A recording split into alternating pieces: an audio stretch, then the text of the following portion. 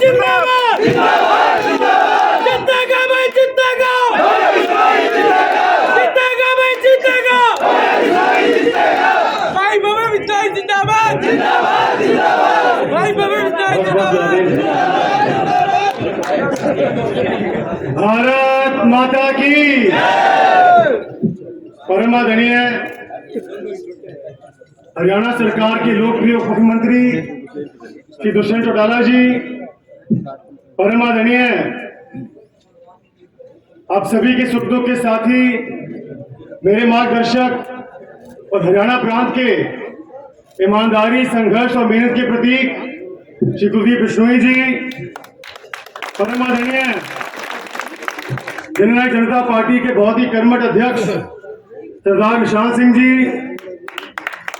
आदरणीय उकलाना हल्के से विधायक और हरियाणा सरकार में मंत्री श्री अनूप धानक जी, आदरणीय श्री राजेंद्र रतानी जी, आदरणीय हिसार से हमारे विधायक हरियाणा सरकार में मंत्री डॉक्टर कमल गुप्ता जी,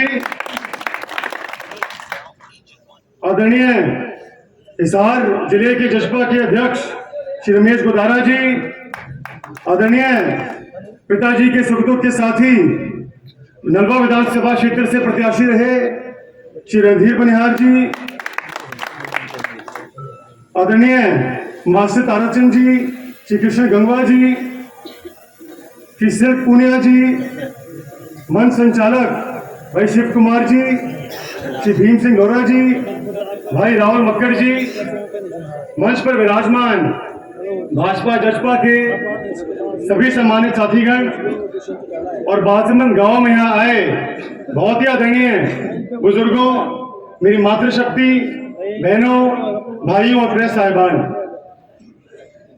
युग पुरुष स्वर्गीय चौधरी भजलाल जी की कर्मभूमि और चौधरी कुलदीप जी की जन्मभूमि और कर्मभूमि आदमपुर की पवित्र धरा को नमन करता हूं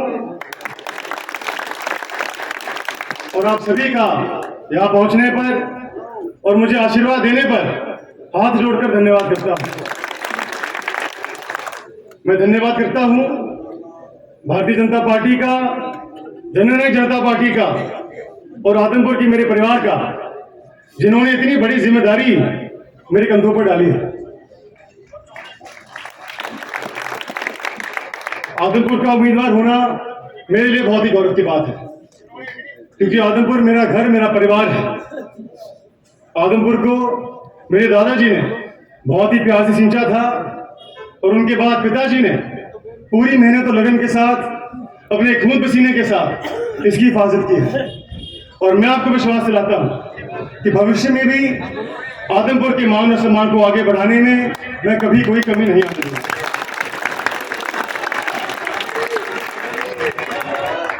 साथियों, एक शिक्षित युवा प्रत्याशी होना मैं समझता हूं मेरी सबसे बड़ी उपलब्धि है, क्योंकि मुझ में ऊर्जा है, मेहनत करने की क्षमता है और एक नई सोच लेकर तेज रफ्तार के साथ आपकी सेवा करने की इच्छा है।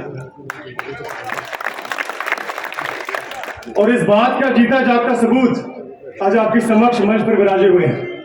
दुष्यंत चौटाला जी ने अपनी मेहनत के दम पर यह साबित कर दिया है कि राजनीति में युवा नेतृत्व का एक बहुत ही महत्वपूर्ण स्थान है।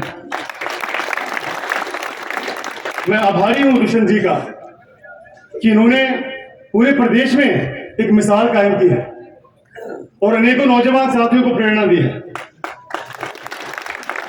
और साथियों, जब 1 और 1 11 होता है तो आप सभी जानते हैं कि समाज को आगे बढ़ाने में दुनिया की कोई भी ताकत नहीं रोक सकती। साथियों, बेशक चौधरी देवीलाल परिवार और चौधरी भजलाल परिवार राजनीतिक विरोधी रहे, लेकिन स्वर्गीय चौधरी देवीलाल जी का और स्वर्गीय चौधरी भजलाल जी का एक दूसरे के प्रति हमेशा बहुत सम्मान रहा। डॉक्टर अजय सिंह जी और चौधरी कुलदीप जी भी एक दूसरे की बहुत इज्जत करते हैं और दुश्मन भाई और मेरा भी आराना है। और मैं आपको यकीन से कहता हूं कि आज हमारे इस मंच को साझा करना, आज हमारे परिवारों का राजनीतिक रूप से एक होना आदमपुर के विकास के लिए शुभ संकेत लेकर आया। मैं आपको यकीन से कहता हूं कि हमारा एक होना सिर्फ आदमपुर ही नहीं बल्कि आने वाले समय में पूरे हरियाणा प्रांत में जन सेवा करने में हमें नई शक्ति प्रदान करने का काम करेगा। सम्मानित ग्रामवासियों, आज मैं आपके बीच कोई लंबा चौड़ा भाषण नहीं दूंगा। मैं तो अक्सर आपसे रूबरू होता हूं और वैसे भी आज आप दुष्यंत चौटाला जी का वक्तव्य सुनने आए हैं, इसीलिए मैं कुछ ही शब्दों में अपने विचारों को विराम करने का प्रयास करूंगा। आप सभी जानते हैं कि आपका और हमारा 54 साल का पारिवारिक रिश्ता है, कोई राजनीतिक रिश्ता नहीं है। ये बहुत महत्व रखता है। आज पूरे हिंदुस्तान में आदमपुर की एक अलग पहचान है। कश्मीर से लेकर कन्याकुमारी तक, बंगाल से लेकर गुजरात तक, आप कहीं भी जाए और यदि आदमपुर का जिक्र हो तो स्वर्गीय चौधरी भजनलाल जी का नाम लिया जाता है, और यदि चौधरी भजनलाल जी का नाम लिया जाए तो लोग आदमपुर का जिक्र करते हैं। तो साथियों, ये पहचान आप सभी की देन है, ये आपके आशीर्वाद, चौधरी भजनलाल जी की मेहनत और पिताजी की संघर्ष की देन है। और अब समय आ गया है कि हम इस पहचान को, इस विश्वास को, इस पारिवारिक रिश्ते को और भी मजबूती के साथ आगे बढ़ाएं। स्वर्गीय चौधरी भजनलाल जी ने जो जो विकास कार्य आदमपुर हल्के में किए, मुझसे बेहतर आप सभी उनके बारे में जानते हैं। आज आदमपुर हल्के में एक एक ईंट पर चौधरी भजनलाल परिवार का नाम लिखा हुआ है। चौधरी भजनलाल जी ने आदमपुर में विकास की गंगा बहाई थी, ये आप सभी जानते हैं। हर घर को रोजगार दिया, तेल तक पानी पहुंचाने का काम किया, 36 बिरादरी के काम किए। और पिताजी ने भी आप सभी की सेवा करने में कभी कोई कसर नहीं छोड़ी। हमेशा विपक्षी सांसद या विपक्षी विधायक होने के बावजूद जो जो विकास कार्य इनके दायरे में संभव थे उन्होंने उनको पूरा किया। आपकी सुख दुख में शामिल रहे और हर उचित मंच पर आपकी आवाज उठाई। लेकिन इसके बावजूद उनको इस बात की तकलीफ थी कि जिस बड़े पैमाने पर वो आदमपुर हल्के में काम करना चाहते हैं वो विपक्ष में रहकर संभव नहीं था। पिताजी चौधरी भजनलाल जी का स्वर्णिम दौर आपके बीच में लाना चाहते हैं, लेकिन विपक्ष में रहते हुए बड़ा मुश्किल साबित हो रहा था और इस बात की हमेशा चिंता पिताजी को रहती थी और हम अक्सर इस पर चर्चा किया करते थे। तो इन्हीं बातों को ध्यान में रखते हुए आप सभी के आशीर्वाद से, आपसे सलाह मशवरा करने के बाद हमने एक फैसला लिया कि भारतीय जनता पार्टी का दामन थामेंगे। और साथियों, आप सभी इस बात के गवाह हैं कि आज हमारा देश प्रगति की ओर तेजी से दौड़ रहा है। आज हमारा प्रदेश प्रगति की ओर तेजी से दौड़ रहा है। मैं कायल हूं मोदी जी के नेतृत्व का, जो देश के स्वाभिमान को पूरे विश्व भर में आगे बढ़ाने का काम कर रहे हैं। मैं कायल हूं मनोहर लाल जी खट्टर के नेतृत्व का, जो हरियाणा प्रदेश में एक बहुत ही ईमानदार और जवाबदेही मुख्यमंत्री के रूप में आपको सेवा दे रहे हैं। साथियों, एक जमाने में चौधरी भजनलाल जी ने तेल तक पानी पहुंचाने का काम किया था और आज 300 करोड़ की लागत से आदमपुर हल्के में तेल तक पानी पहुंचाने का काम मनोहर लाल खट्टर जी ने किया। 24 घंटे बाथरूम गांव में बिजली देने का काम उन्होंने किया और इन्हीं की रहनुमाई में आने वाले समय में संपूर्ण आदमपुर हल्के में और भी विकास कार्य होंगे।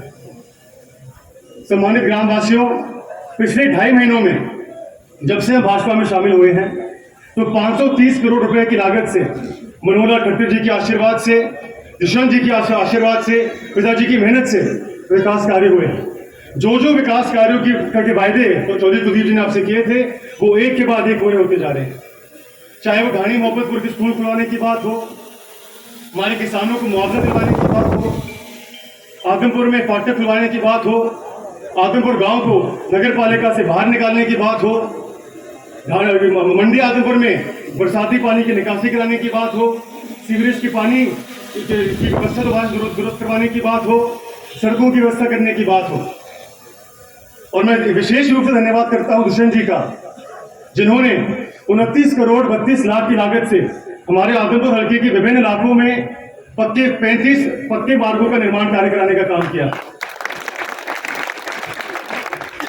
तो साथियों, ये काम मैं आपको इसलिए गिना रहा हूं, जब हमने तो अपना फर्ज निभाया है, मैं इसलिए गिना रहा हूं क्योंकि आज आदमपुर हल्के में विकास कार्यों ने एक नई रफ्तार पकड़ ली। अगर 2.5 महीनों में 530 करोड़ के काम हो सकते हैं तो आने वाले 2 साल में कितने हम काम करा सकते हैं, ये सोचने वाली बात है। ये सिर्फ शुरुआत है साथियों। जो विकास कार्य, जो समस्याएं आती हैं, बिजली पानी की, शिक्षा रोजगार की, खाद चौपाल की, उन सभी का समाधान जल्द से जल्द होगा। लेकिन साथियों, उससे पहले मेरी आप सभी से प्रार्थना है कि हमने एक और पड़ाव को पार करना है। आने वाली 3 नवंबर को आप एक बहुत महत्वपूर्ण फैसला लेने वाले हैं। फैसला आपने लेना है कि आप विपक्ष में अपना वोट डालकर और पिछड़ना चाहते हैं या सत्ता पक्ष में अपना वोट डालकर काम कराना चाहते हैं।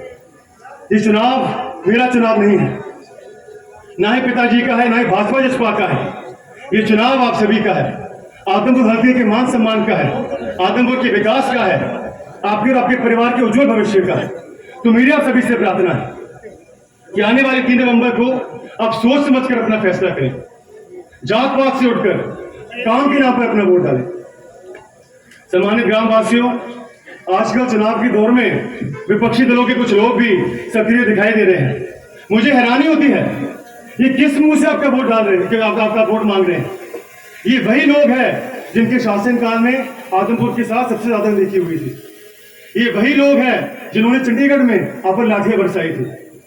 ये वही लोग हैं जिनको सिर्फ आदमपुर की याद चुनाव के दौरान आती है। मैं आपको दावे से कहता हूं कि 6 नवंबर के बाद ये लोग आपको ढूंढने से भी नहीं मिलेंगे। आप कैसे भूल सकते हैं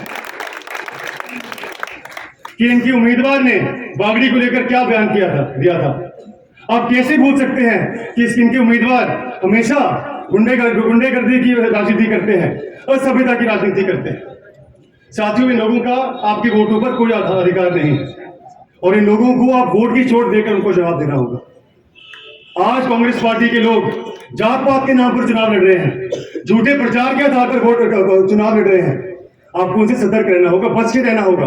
साथियों, आप हमारे परिवार हैं, जागरूक है, सतर्क है। आज आदमपुर की राजनीतिक जागरूकता का परिचय पूरे हिंदुस्तान में दिया जाता है। तो मेरा सभी से प्रार्थना है कि आने वाले 3 नवंबर को भी अपनी जागरूकता का परिचय देकर भारी बहुमत के साथ मुझे आशीर्वाद देंगे।